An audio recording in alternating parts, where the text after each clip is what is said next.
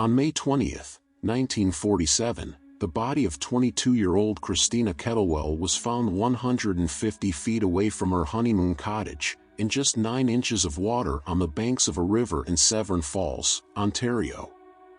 Just 8 days prior, on May 12, Christina had eloped with 26-year-old war veteran, John Ray Jack Ketterwell, after knowing each other for 3 years.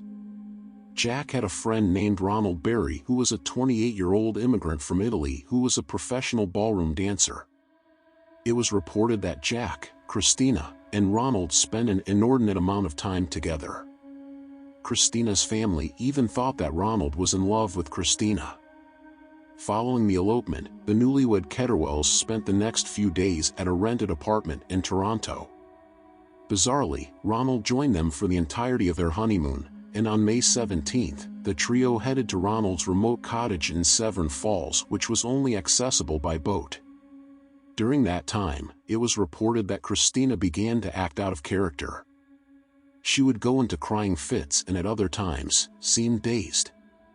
Evidence suggests that Christina had conversations with Ronald about whether or not Jack truly loved her. On May 20, Christina disappeared in Ronald's cabin, mysteriously caught on fire. Ronald returned to the cabin to find a disoriented Jack sitting in the cabin with an apparent head injury and pulled him out of the flames. It was then reported he looked for Christina, but couldn't find her anywhere in the cottage. Ronald then said that the cottage burned down in just an hour. He then took Jack into the boat back to the mainland of Severn Falls, took his friend to the hospital, and then contacted the police. It was then that the situation became worse. Later, Christina's body was found by an owner of a boathouse in the area. Her body was free from burns or any signs of violence. An autopsy found traces of codeine in her stomach, but her ultimate cause of death was declared a drowning.